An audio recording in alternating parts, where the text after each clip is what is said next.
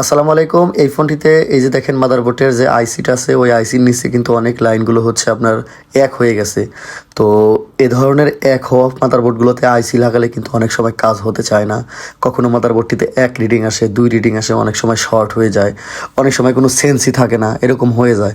তো কখনো যদি এই ধরনের কোনো মাদারবোর্ড যারা টেকনিশিয়ান আছেন তারা পান, তো আমি আজকে পেয়েছি। তো আমি কিভাবে রিপেয়ার করি এই বিষয়টা আপনাদের দেখাই। তো প্রথমে এখানে যে লাইনগুলো এক হয়ে গেছে, এখানে আমি হোয়াইট যে ইউভি গ্লু আছে, যেটা দেখতে কিছুটা হলদে টাইপের, ইয়েলো টাইপের, বাট এটা আসলে মূলত সাদা হয়ে থাকে।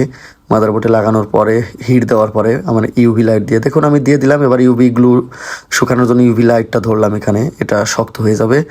এরপরে এখানে এই লাইনগুলো আসলে কোথায় কোথায় থাকবে এগুলোকে আপনাকে ঘষে নিতে হবে। সেই ক্ষেত্রে অনেক লাইন একখানে থাকলে, মানে একসাথে থাকলে বোঝা যায় না। তো এর কারণে আমি একটা স্টেনসিলের জায়গাটাকে কেটে ছোট করে আইসির সমান করে নিয়ে তারপর এটাকে সুন্দর করে এখানে প্রত্যেকটা লাইনে আমি কোথায় কোথায় লাইন থাকবে, কারণ অনেক সময় মাদারবোর্ডে 7-8টা লাইন একসাথে জোড়া লেগে যায়।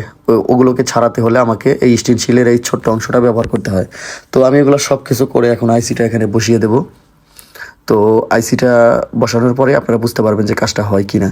এভাবে কাজ করলে অনেক ফোন যেগুলো একেবারে হওয়ার কথা ছিল না, সেগুলো হওয়ার সম্ভাবনা অনেক বেশি থাকে।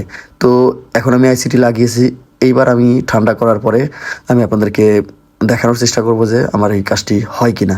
হলে ভালো, না হলে কোনো সমস্যা নয়। পরবর্তী সময় অন্য কাজ আমি আপনাদেরকে করে দেখানোর চেষ্টা করবো ইনশাআল্লাহ। যদিও আমার গলাটা টিপে গেছে, যেহেতু আবহাওয়া পরিবর্তন হয়েছে, শীত পড়ে গেছে, তো ঠান্ডা লেগে গেছে। তো এখন আমি এটাকে অন করে দেখবো যে ফোনটি অন হয় কিনা এবং সব কিছু ঠিকঠাক চলে কিনা। তো দেখুন আমি চার্জার কানেকশন দিলাম। এই যে দেখুন চার্জার কানেকশনের যে আইকনটা, সেটা কিন্তু চলে আসছে। এবার আমাদের কিছুক্ষণ সময় অপেক্ষা করতে হবে। অপেক্ষা করলে এটা চার্জ হচ্ছে কিনা সেই বিষয়টা দেখা যাবে। তো মূলত ব্যাটারিতে হয়তো বা চার্জ নাই, অল্প চার্জ আছে, এই জন্য সময় লাগতেছে।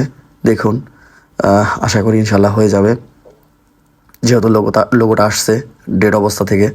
তো এই যে দেখুন 1% চার্জ আছে। এবার আমরা একটু চালু করে দেখি। এই ফোনটির মডেল ছিল M02s। তো এইবার দেখুন আমাদের ফোনটি চালু হয়ে গেছে, একেবারে সব কিছু ঠিকঠাক চলছে। এই যে